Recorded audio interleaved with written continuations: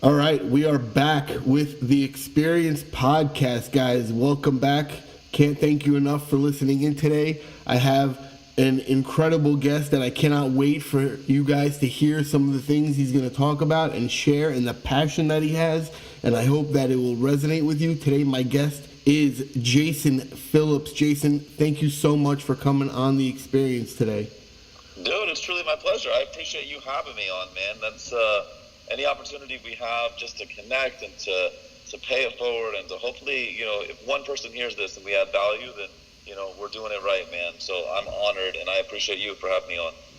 Awesome. So for those of you that may not know, so Jason is in the nutrition space. So Jason, can you tell a little bit about yourself and what you do so the audience can get to know you a little bit better? More often than not, I think people know me as a nutrition coach, and so obviously I've been doing that for quite some time, probably close to 15 years. And my start came after overcoming an eating disorder.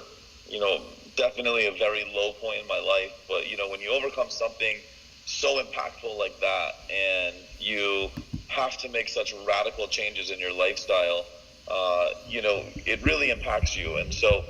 I knew right then and there when I overcame something so difficult and it had such a positive impact on my life that I needed to pay it forward. And so that's really what got me into the field.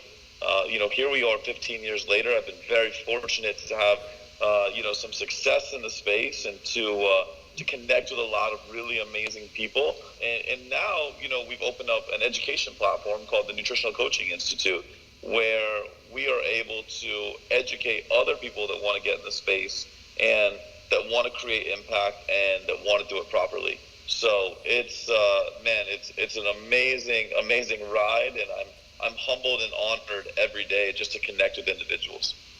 Yeah, the information you guys are putting out is definitely not just great information, but like we were saying before, applicable information and things that you can take action on without being overwhelmed and trying to figure out a million different things. I think that you guys keep it very simple, it's, if you want to talk about basic approach, I think it is pretty basic, just macro based. Yeah. But if you could, I'm sorry, go ahead. Oh, no, I was going to say, we live in application, man. I really genuinely, with everything in me, believe that nutritional knowledge, it hasn't changed. I mean, obviously we continue to uncover more about human physiology, but, how human beings function really hasn't changed over time. Where the gaps have been is how we apply what we know to these individuals. That to me is where real success lives. And that's how we educate people, man. Like, you could have all the knowledge in the world, but if you don't know how to apply it, you're losing. Agreed. I think that we talk about in a group that I'm in, shooting from the hip and not from the lip. So we all know what. I love it. We all know what to say, but we don't do it. So if you could tell somebody starting to improve their nutrition or want to be healthier with as far as what they should be eating, what are 3 things that maybe you would tell them that they would focus on that would get them the best help? Dude, so I'll tell you what, I'll take it all the way down to one thing, because I'm a very big fan of what I call my one thing philosophy. And so, I think that if people are taking a look in the mirror today and they're like, man, how do I become healthier? What are 3 things I can change? I actually think that it's much simpler than that. I think you need to become massively self-aware. That's the one thing that I think everybody needs. And if you can become self-aware and you can understand your limitations, understand not only like the things you've done wrong, but more importantly, why you've been doing them wrong. Again, right? It's not the knowledge, it's the knowledge of why you are or are not implementing. So, to give you an example, like maybe you're undertaking a dietary protocol that doesn't allow you to have date night with your spouse. And that's something that you've had for several years and you're not ready to give up. Well, if your dietary protocol doesn't allow for it, well, you set yourself up for failure from day one. Like, that's not going to work. So I think that a lot of people need to take a step back and be like, okay, what do I really need within my dietary framework? What do I want within my dietary framework? What is truly feasible? And build the plan from that instead of building the plan from who they are as a physical being, height, weight, activity level, daily energy expenditure, all that stuff. I think that's where that's where the big misconception is right now. Absolutely. I had a very similar conversation with one of my students today.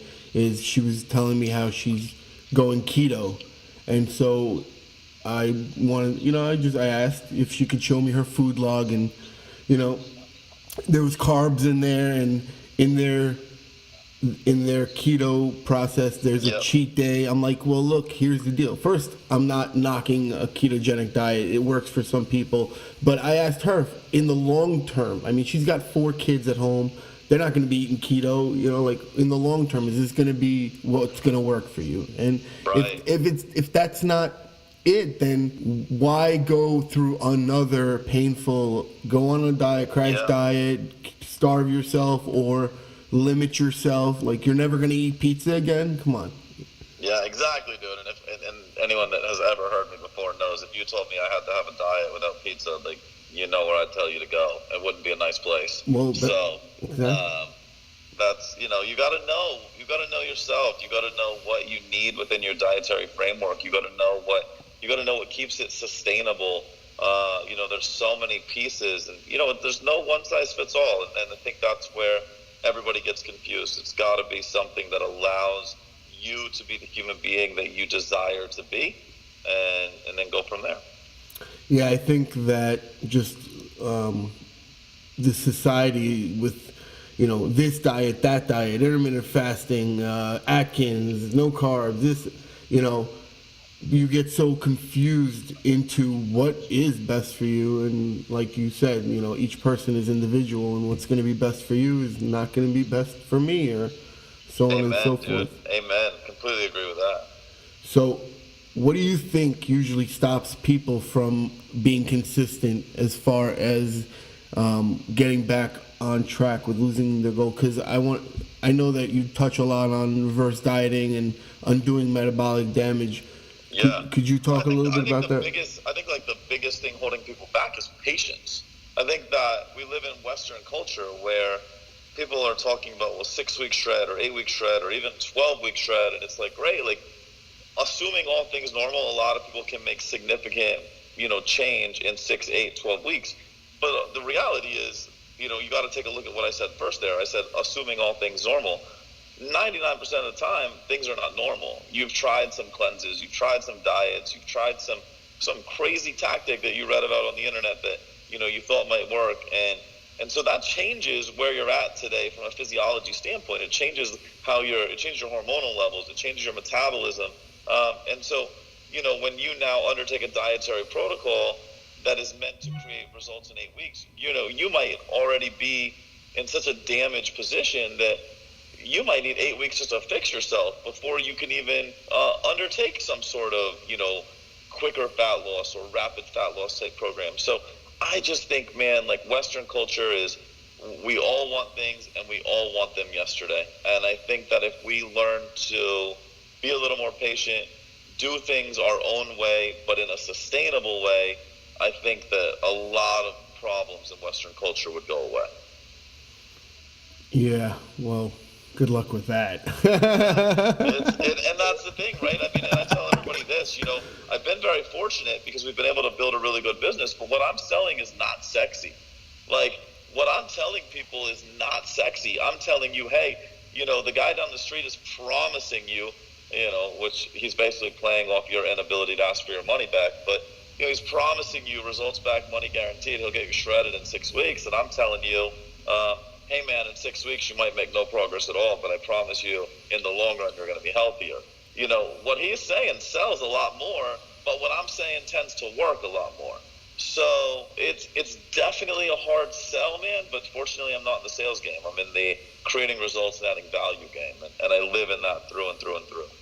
Absolutely, and I think that's why also when I'm in similar concept, I always tell people, like, we do, as a starting level, we do a 6-week challenge, but in the first day I say the challenge is more, hey, can I start to change some of these habits, and let's focus on the long game, because it didn't take you 6 weeks to get here, and it's not going to take you 6 weeks to get out of here. No. So no, but you gotta commit to something on the front end, right? I know sure. I've definitely talked a lot about how I don't think 6 weeks is enough to do anything, but I definitely believe it begins to give you the foundation of long-term success. And so I think that, and I know about your program, I think the way that you're positioning it makes a lot of sense, because you're helping individuals understand, hey, I need you just simply to commit to something. And I'm not telling you I'm going to solve all your problems in 6 weeks, but I am telling you if I can get you on a path where you're creating momentum, that momentum is going to yield something that, it'll put you into some more habits that will ultimately be successful, or it will be the pathway into creating long-term success.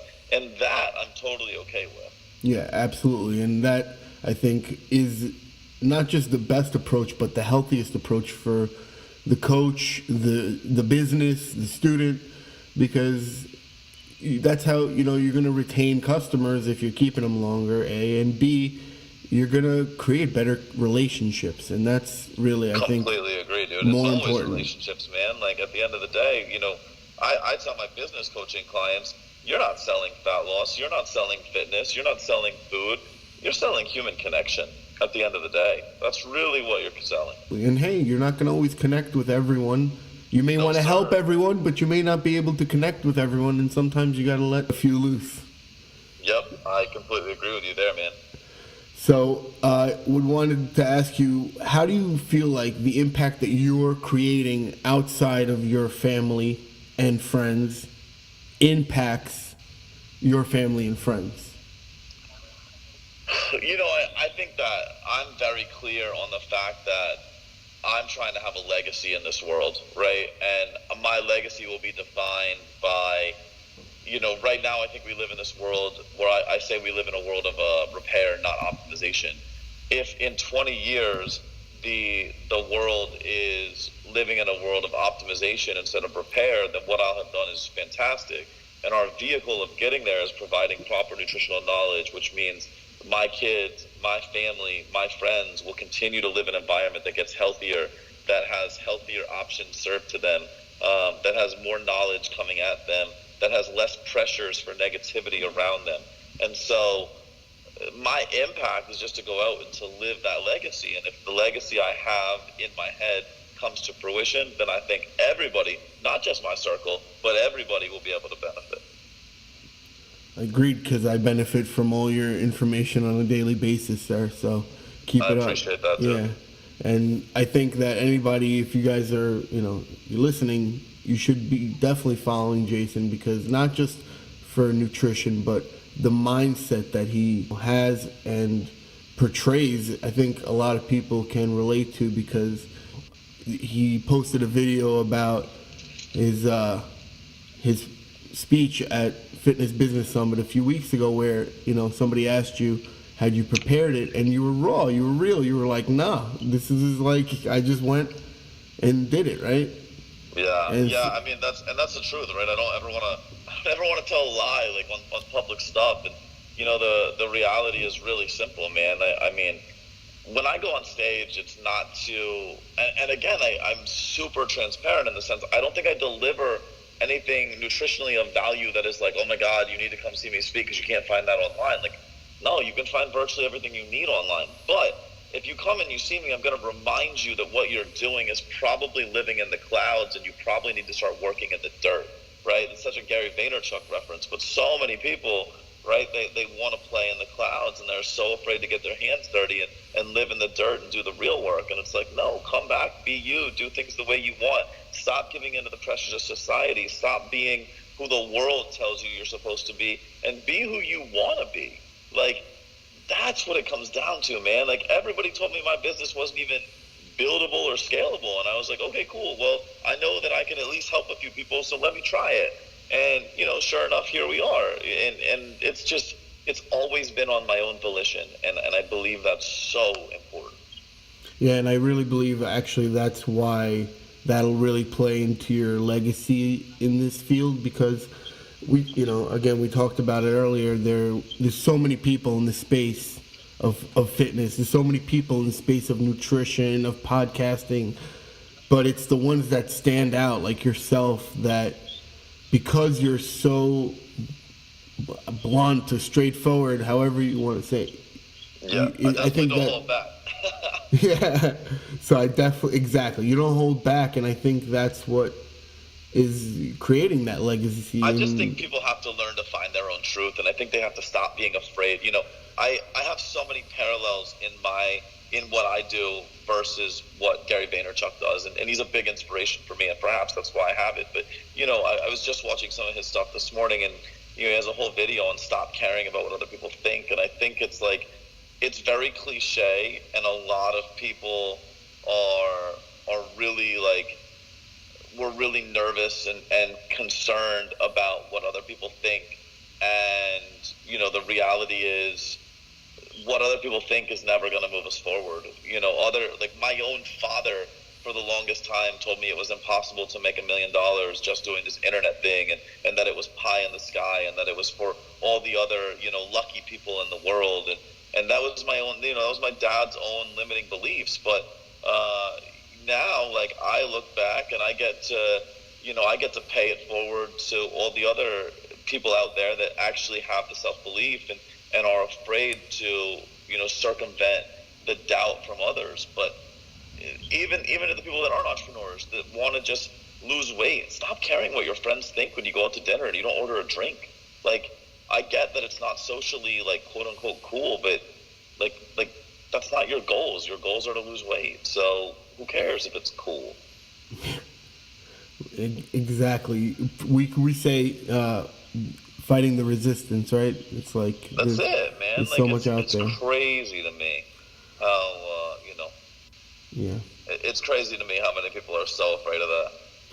Well, I'll give you a perfect example. I was talking with a client this morning, and we send out forms, action step forms for the students on their goals. And a lot of people, and she's like, I'm hesitant to fill my form out because I'm worried about what you're going to say. I'm like, how? You shouldn't worry about what I'm going to say. It's your goal. Who am I to say anything towards your goal and the action steps you plan to take forward for it, Right. And That's it, man. And so many people, like, even in my line, they're like, don't judge my food log. No, I'm not going to judge your food log. It's just data. Like, I need to know a start point. Listen, every single person in this world has a skeleton in their closet.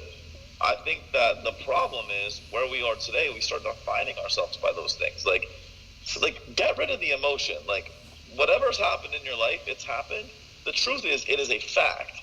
What you're allowing for it to be today is an emotion. Like, remove the emotion, identify the fact, correct the course of action, become a better human being. Take proper actions today. But if you're allowing yourself to live by the emotion that you created around the way that you view these events, you're failing yourself.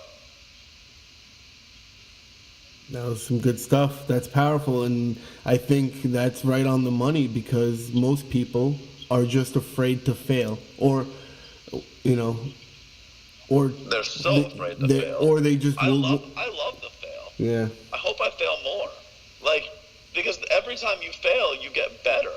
You have an opportunity to learn. You can cross something off the list and be like, well, that doesn't work. Great. Well, now let me find something that does work. Yeah, failing forward, being Always. being fascinated, not frustrated, and like That's it, brother. hey, and that's why actually I think when people, like you said, I have some people that log and they're like, oh, I didn't log for 3 days. I'm like, well, did you log at all like a year ago? Or so what? So 3 days. 3 days is nothing. You go back, you get back on track, you focus on your goal. Like, dude. there's gonna be so many people that are gonna throw you off, things that are gonna throw you off, naysayers, that you have to have, an unbreakable mind, in the mindset of like, okay, things are gonna damage me, but I can't break, Amen, bro. Amen. Completely agree. So, wanted to ask you, since you're such an influence in so many people's lives, who are some of the people, or let's go with, who are maybe 5 people that have really influenced you to help get you where you are today and the mindset you've created? I mean, I think first and foremost, and Gary Vaynerchuk comes to mind just because I've been such a follower of his work, and then I was fortunate enough to, spend an evening with him and Andy Frisella. I think Nice. That's awesome. not just his content, right? And this is what I want people to understand, right? Because somebody on this call or somebody that's listening to this is going to understand, and they're going to get to a position where they have the opportunity to pay it forward. And with Gary Vaynerchuk, I was scheduled to have a private meeting with him and Andy from like 8 to 9:30, and that meeting ended up going until 2:30 in the morning. And that just, Gary didn't have to do that. He easily could have charged me money for it, and he didn't. And he did it because he wanted to add value. And so from all the content that he's created that helps me, combined with the way he handled himself in a personal interaction, I now know that as I continue to grow my influence, I know how I need to carry myself, and I know how I need to pay it forward. And that's huge to me. So Gary's been big, but man, I've had a host of mentors, and none more important than any of the others, but some very influential people in my life. Ryan Lee was a big influence early in my career. Brian Grasso, Kerry Campbell, very good friends of mine. Bedros Koulian, obviously my closest mentor. Craig Ballantyne, John Romanello, all very close. Daniel DiPiazza, all very close to my network, and people that I rely on a daily basis. To help me move forward and to bounce ideas off of, or to overcome a rut, man. Because I think people have this perception just because they see my media that every day is positive, and it's not. I have my negative days as well, and sometimes I just need to text one of them and get some perspective and move forward. Yeah, I believe that it's no matter where you are, it's important to have people that are going to be able to push you and direct you in a better light. That 100%. That who you surround yourself with mentality is super important, 100%. and that's why Yep. I'm so privileged to be able to talk to you and have you and some of the other people on here, because this is for the audience, but I learned so much when I get to talk to you, and it's obviously a huge learning experience for me as well, not just the audience. That's the best, dude. I know we're getting ready to start a podcast as well, and I think my favorite part is I'm looking forward to learning from the guests, man. It's so cool. And I love the community that we're a part of, right? We're all in this position where we all want to connect, we all want to talk shop, we all want to pay it forward. I think that's the coolest thing in the world, man. No scarcity mindset, just everybody in this together to add value, and that's what it's truly about. And I'll be honest, that's I think one of the I don't want to say only positive things about social media, but to create a connection between like-minded individuals that, had I not seen you at Vigor Summit and been able to shoot you a message or tagged you in the picture, then that doesn't create that, okay, I broke the ice with some type of rapport. Especially for me, because especially that event in particular, I flew in on a Thursday night at midnight, and I think I talked the next morning at noon, and then I think I was on a plane at 2. So yeah. I really didn't even have time to connect with the people that I was there that I wanted to add value to. But yeah, you tagged me on social media, we create this connection, and here I am talking to your followers, and I love that, man. I think that's so cool. Yeah, so that's connection is again something that is super important, and that's what the one thing I would say is great about social media. So just a few more questions.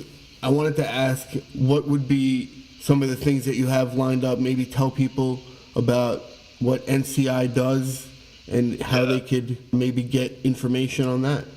Yeah, no doubt. So the Nutritional Coaching Institute was built, like I said earlier, predicated on the fact that I believe there's a lot of nutritional education out there, but I don't believe that there's a lot of application. And I think that the world fails with application. And so, even though you know physiology inside now, even though you know biology inside now, and even though you know food science inside now, if you don't know how to take somebody that comes to you that is not a textbook clinical case, who their daily energy expenditure in a deficit does not yield fat loss, if you don't know how to fix that, then you're not really able to go into the space and create real value. And so what we do at NCI is, we teach you the real world application. Yes, we teach you the knowledge and the basics and the foundation so that you can articulate appropriate nutritional knowledge, but we teach you how to apply it to a very diverse group of people and to truly move yourself forward.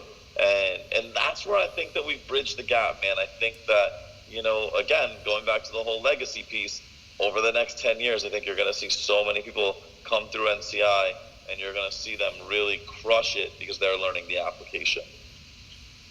Awesome. And guys, he does scholarships, which is the coolest thing. We do scholarships as well, man. Like I want to pay this forward as much as possible. He's not kidding. And that's the goal, man. I just, when I talk legacy, I'm on this billion person mission, right? And I just started talking about it recently.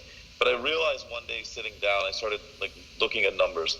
If I can certify 100,000 people, which is aggressive, but I know I can do it, and each one of those 100,000 people can touch over the course of their life 1,000 people, which is not that many, right? That's 100 people in and out of their system over 10 years. But let's be real, it's probably more like 20 years serving 50 people a year. That's nothing, right?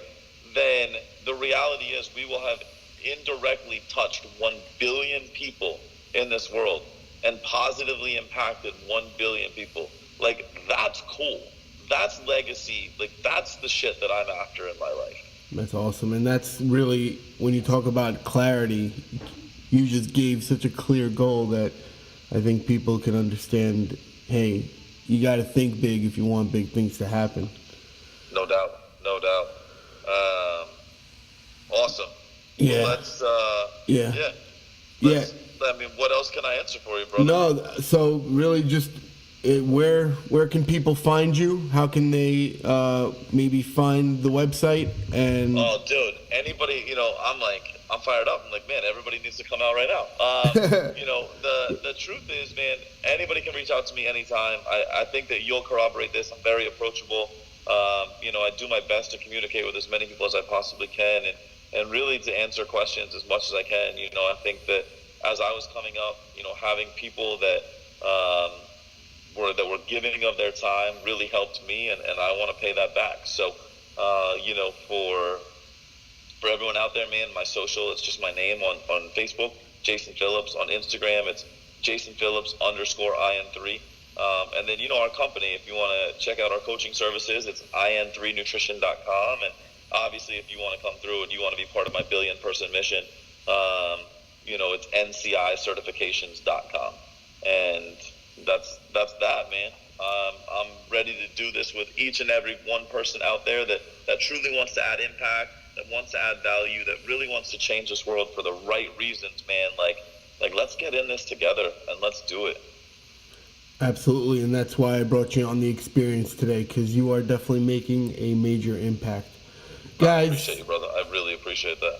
Jason Phillips, so much knowledge. Thank you so much for listening, and we will be back with another episode soon. Have an incredible day.